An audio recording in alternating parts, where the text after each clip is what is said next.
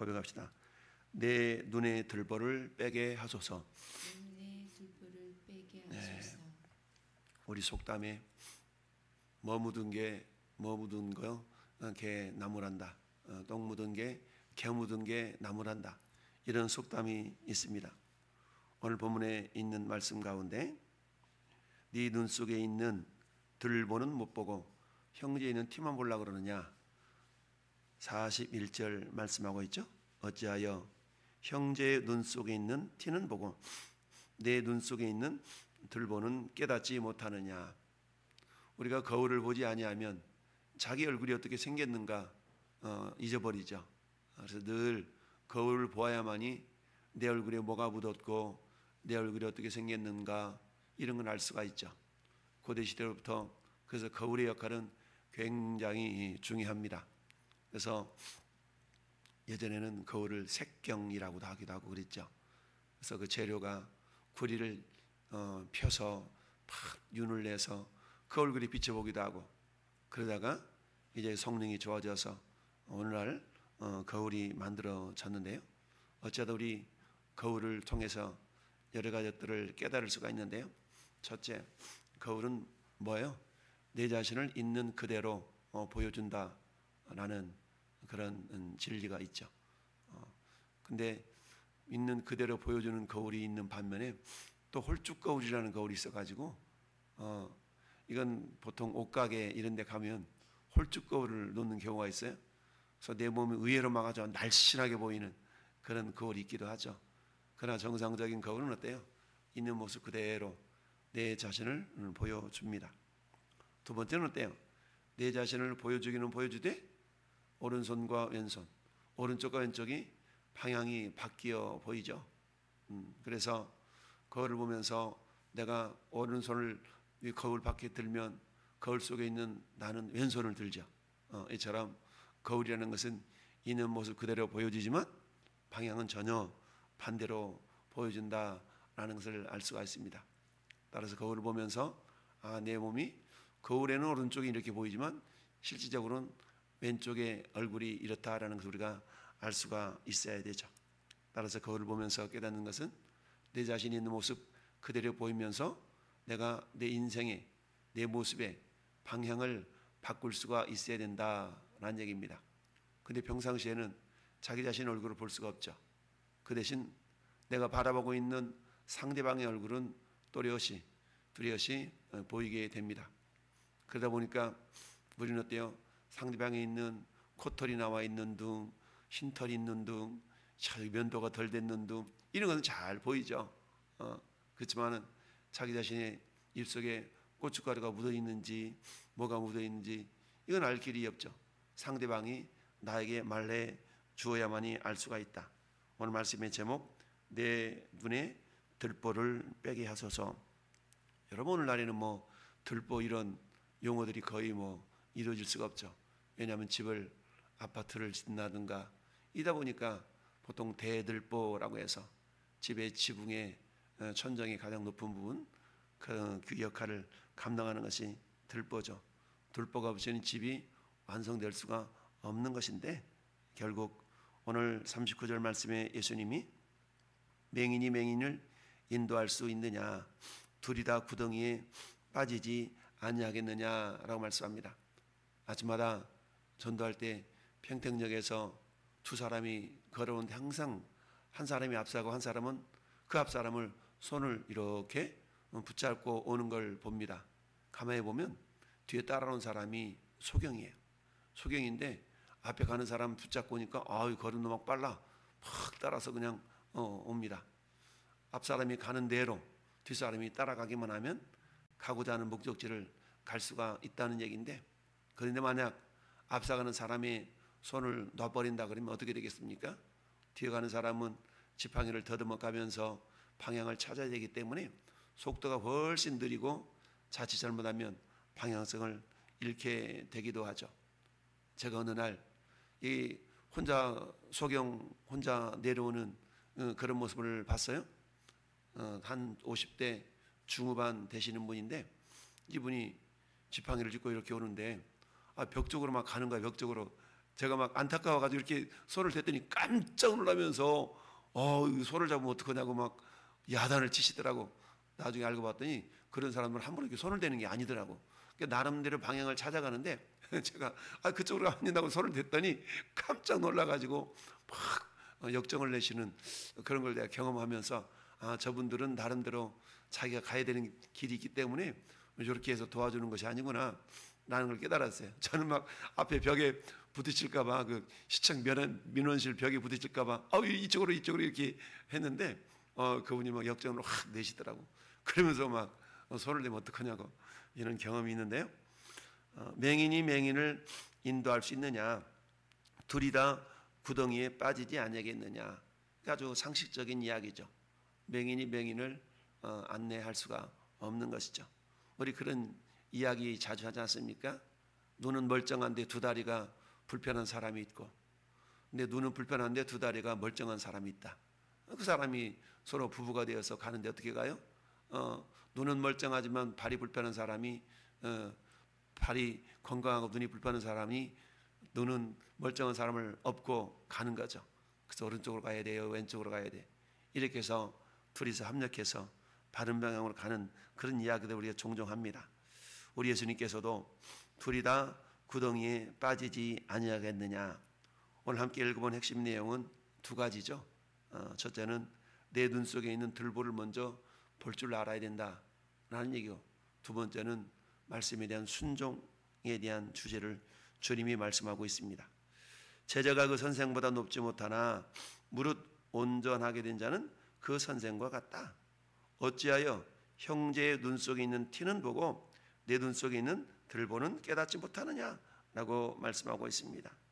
어쨌든 지도자가 되려는 사람이 절대 요건 중에 한 가지는 뭡니까? 자기 성찰이라는 것이죠. 자기 성찰. 그야말로 우리 모든 그리스도인들의 삶의 기본 자세가 뭡니까? 먼저 내 눈 속에 있는 자기 자신의 결점을 들보처럼 여길 수 있어야 되겠고, 상대방의 흠은 티끌처럼 여길 수 있는 그런 마음들이 있어야 되는 것이죠. 이걸 한 단어로 표현한다 그러면 겸손이라고 말할 수가 있겠죠. 겸손은 나보다 남을 높여 줄 수 있는 자세가 겸손 아니겠습니까? 그래서 우리는 최고의 겸손의 지경에 계신 분 예수 그리스도, 그분은 하나님이시지만 근본 하나님과 동등됨을 취할 것을 여기지 아니하시고 자기를 비워서 종의 형체를 가지셨다라고 말씀합니다. 으뜸이 되고자 하는 자는 너희의 종이 되어야 하리라 라고 우리 주님이 말씀하셨죠. 이런 것처럼 어찌하여 내 형제의 눈 속에 있는 티는 보고 내 눈 속에 있는 들보는 깨닫지 못하느냐. 저도 가끔 그런 경우가 있어요. 운전을 하면서 우리 동료 목사님, 선배 목사님을 모시고 하는 경우가 있는데, 제가 운전하고 옆에 딱 모시고 가다 보면 가까이 보잖아요. 가까이 보면 옆에 있는 콧돌이 삐져나와가지고 저걸 좀 이렇게 좀 깎아줬으면 좋겠어. 차량 내 면도기가 있기 때문에. 또 수염이 다 깎아지는데 조금만 깎으면 더 깔끔할 것 같아. 이런 경우들이 있어요. 자, 그런데 참 내 모습 속에도 그런 모습이 보일 텐데 라는 생각을 가끔 합니다. 그래서 형제의 눈 속에 있는 티는 보고 내 눈 속에 있는 들보는 깨닫지 못하느냐. 어찌하여 너는 내 눈 속에 있는 들보는 보지 못하면서 형제에게 말하기를 형제여 나로 내 눈 속에 있는 티를 빼게 하라 할 수 있느냐. 그러면서 외식하는 자여 먼저 내 눈 속에서 들보를 빼라. 그 후에야 내가 밝히 보고 형제 눈 속에 있는 티를 빼리라 라고 말씀을 하고 있습니다. 그렇습니다. 여러분, 율법의 정신, 그 정신은 뭡니까? 사랑이죠. 사랑. 근데 그 율법의 정신은 다 사라진 채 껍데기만 주장하고 있는 서기관 바리새인들을 향한 예수님의 신랄한 비판, 그리고 역설적으로 제자들을 향하여서는 너희가 이러해서는 아니 된다라는 것을 지금 말씀하고 있습니다. 따라서 못된 열매 맺는 좋은 나무가 없고 또 좋은 열매 맺는 못된 나무가 없다. 예수님이 마태복음 7장에 하셨던 그런 산상수훈의 결론적인 말씀이죠. 그 부분은 뭡니까? 결국 열매로 그들을 알리라. 우리가 종종 설교에서 들어본 말씀 아닙니까? 사과나무가 배 열매를 맺을 수가 없고 배나무가 사과 열매를 맺을 수가 없죠. 그래서 아무리 내가 사과나무야 주장한다 할지라도 그 나무에서 배가 열린다면 그 나무는 어떤 나무요? 배나무인 것이죠. 주차장 안에 뜰이 있는 그 밭이 있잖아요. 근데 그 주차장 그 담벼락에 항상 나무가 삐져나와. 저는 이게 삐져나온 저 나무들 때문에 차가 긁힐까 봐서 항상 이렇게 다듬어 주는데, 근데 어제도 이렇게 다듬는데 하나는 그냥 자를 수가 없었어요. 왜 그러냐 보니까 이게 무화과 나무더라고. 무화과 나무인데 무화 열매가 이렇게 조금씩 몇 개 달려 있는 거예요. 그래가지고 저 무화과 나무가 잘라버리면 안 될 것 같아서 그건 그냥 그대로 두었는데, 이 무화과 나무, 그래서 이게 무슨 나무인가 예전에는 무관심하게 바라보다가 어제는 불현듯 보니까 무화과 나무, 무화과 열매가 이렇게 맺힌 모습을 보면서 이게 무화과 나무였네라는 것을 새삼 깨닫게 됐는데요. 그러니까 무심코 저게 무슨 나무일까라고 관심 있게 보지 않는다면 그냥 나무요. 그냥 이 담을 넘어서 이쪽에 와서 차가 긁힐 수 있는 그런 위험성 있는 나무니까 잘라줘야지, 이런 생각을 갖다가 어제는 보니까 무화과 나무가 엄지손가락만하게 이렇게 열려 있는 걸 보면서 이게 무화과 나무네? 라고 하면서 그냥 그대로 두었는데요. 이처럼 어떤 나무인가는 그 나무에서 열리는 열매를 보고 그 나무에서 피는 꽃을 보고 우리가 무슨 나무인가를 알 수가 있는 것이죠. 그런 것처럼 주님이 나라는 존재, 나무로 비유하면서 과연 너는 어떤 열매를 맺히고 있느냐라고 주님이 우리에게 질문하시는 것과 똑같죠. 따라서 나무는 각각 그 열매로 아나니 가시나무에서 무화과를 찔레에서 포도를 따지 못하느니라. 그러면서 열매라는 것은 어때요? 나무가 그야말로 진액을 빨아먹고 거름을 먹고 꽃을 피워서 열매를 맺히는 그런 게 결국 나무의 역할이죠. 그러니까 나무는 또 열심을 다해서 열매가 맺히도록 하는 게 그 나무의 역할인데, 그러기 위해서는 어때요? 나무 자체 내에 어떤 DNA를 가지고 있느냐에 따라서 그 나무가 그야말로 열매를 맺히게 됩니다. 근데 주님은 우리 안에서 선한 사람은 마음에 쌓은 선에서 선한 것을 낸다. 악한 사람은 그 쌓은 악에서 악한 것을 낸다 라고 말씀하고 있죠. 근데 성경은 말씀하죠. 누구든지 그리스도 안에 있으면 새로운 피조물이라. 그런즉 이전 것은 지나갔으니 보라 새 것이 되었도다. 저나 여러분들이 예수님을 우리의 구주로 영접하고 믿는 순간 성령님은 우리 안에 들어오셔서 우리를 완전히 전혀 다른 피조물로 우리를 빚어 가시는 걸 봅니다. 이미 신분적으로는 하나님의 자녀요 의인이지만 여전히 우리 내면 속에 남아있는 죄성이 성령으로 말미암아 다듬어져 가야 된다라는 얘기입니다. 따라서 우리는 여전히 내 마음속에 무엇이 쌓여 있느냐, 내가 예수님을 믿으면서도 하나님의 자녀면서 여전히 내 속에 쌓여 있는 것이 죄성의 모습들이라 그러면 아무리 내가 의인이고 하나님의 자녀라 할지라도 선한 열매를 맺힐 수가 없다는 얘기입니다. 그러나 주님은 우리에게 뭐라고 말씀합니까? 선한 일에 열심을 품는 자기 백성, 하나님의 백성이 되어라 라고 말씀하고 있죠. 그를 위해서는 어떻게 될까요? 우리 안에 선한 것을 쌓을 수 있어야 된다. 선한 것이라는 건 뭘까요? 우리 하나님이 기뻐하시는 일. 이렇게 하면 하나님 기뻐할까? 저렇게 하면 하나님이 기뻐할까? 여러분, 남자가 결혼을 해서 가정을 꾸리면 남편은 어떻게 해서든지 아내의 뜻을 따르려고 그러고 아내는 어떻게 해서든지 남편의 뜻을 따르려고 하지 않겠어요? 우리 남편이 오늘 저녁에 퇴근하면 김치찌개를 끓일까? 미역국을 끓일까? 이런, 그렇게 해서 남편이 좋아하는 것을 준비해 보려고 하는 그런 마음가짐이 기본적인 마음가짐일 수가 있겠죠. 내가 이렇게 해야 우리 마누라가 좋아할까? 저렇게 해야 마누라가 좋아할까? 이런 모습들, 결국 그것은 뭡니까? 우리 마음 가운데 이렇게 하면 하나님 기뻐하실까? 저렇게 하면 하나님 기뻐하실까? 이런 어떤 마음들이 갖고 있다는 얘기는 성령이 주시는 마음이죠. 따라서 우리 주님이 기뻐하시는 생각을 갖는 가운데 그런 행동이 나올 수가 있는 것 아니겠습니까? 요한복음 13장 2절에는 마귀가 벌써 가룟 유다의 마음에 예수를 팔려는 생각을 넣었더라. 여러분, 그 생각이 어떤 생각을 품느냐에 따라서 행동이 그렇게 나오는 것 아니겠습니까? 마귀 사탄은 우리 마음 가운데 선한 것을 쌓지 못하도록 계속적으로 우리를 유혹하고 미혹하고 있지요. 그럴 때마다 우리는 어때요? 말씀을 따라 성령을 따라 행하라. 이는 너희가 육체의 욕심을 이루지 아니하리라 라고 말씀합니다. 마귀 사탄은 우리로 하여금 하나님께 선한 열매를 맺혀 드리지 못하도록 우리의 생각과 말을 자꾸 주장합니다. 그래서 잠언서 4장 23절 말씀에는 모든 지킬 만한 것 중에 내 마음을 지켜라. 왜요? 생명이 그러니 여기서 나기 때문이다.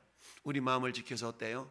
악한 것들은 들어오지 않게 하시고 선한 것들이 들어와서 선한 것들이 차곡차곡 쌓여질 수 있도록 우리 마음을 지킬 수 있어야 된다는 얘기입니다.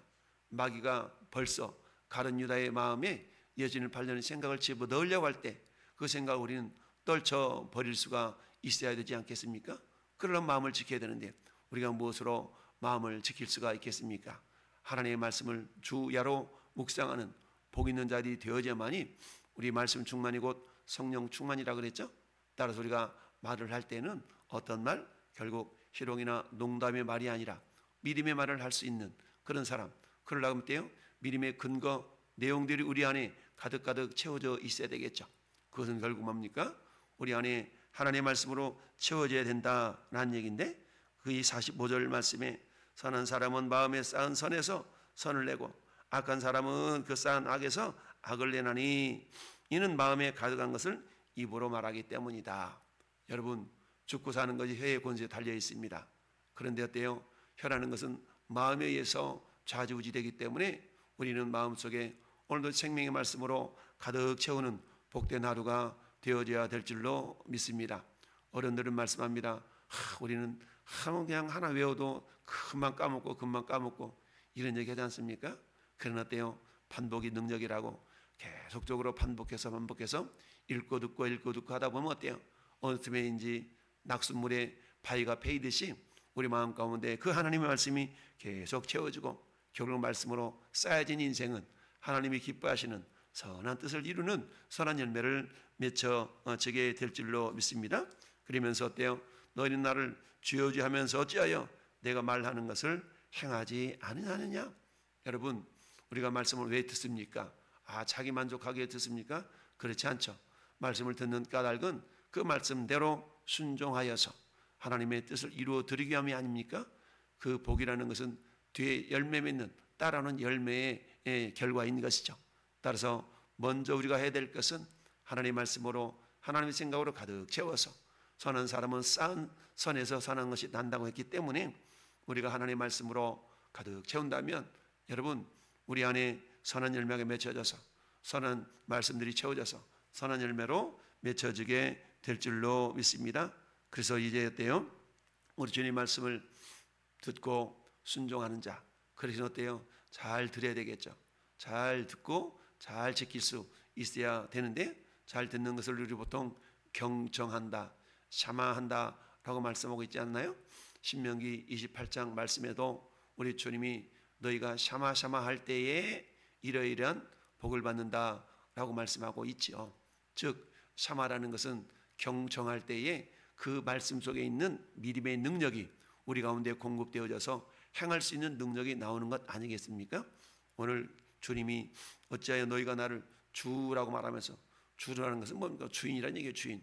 그러면 우리는 뭐예요? 그분의 종, 그분의 하인들이죠. 종과 하인의 역할은 뭐예요?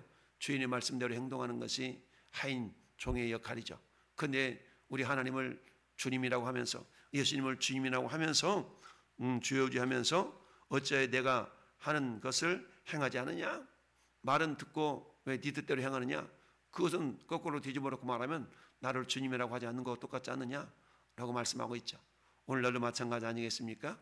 우리가 예수님을 주님이라고 합니다. 하나님을 아버지라고 그럽니다. 주님이라고 합니다. 그러면서 생각은 그런 주님의 생각을 품고 있는 것 같으면서 행동은 여전히 내 뜻대로 내 행동대로 내 생각대로 행동하는 경우가 얼마나 많이 있습니까? 그것은 뭡니까? 결국 내 안의 말씀으로 채워져 있지 않다는 것이고 내가 말씀을 경청하지 아니했다라고 말씀하고 있습니다. 따라서 순종하지 않는 자는 그야말로 어때요? 기초 없이 집을 짓는 것과 똑같다라는 얘기입니다. 저는 여러분들은 반석 위에 집을 짓는 자들 되어져서 아무리 풍랑이 일어도 그게 능히 견디는 그런 든든한 집을 세워가는 하나님의 사람들, 그러기 위해서는 어때요? 말씀을 잘 듣고 잘 지켜 행하는 자, 하나님의 말씀으로 우리 마음 가운데 잘 선한 것을 쌓여서 선한 것이 나오는 자, 날마다 말씀의 거울을 보고 내 눈 속에 있는 들보를 발견하고 그것을 제거할 수 있는 그런 겸손한 자, 그래서 주님께 귀하게 쓰임받는 자가 될 수 있기를 예수님의 이름으로 축원합니다. 아멘.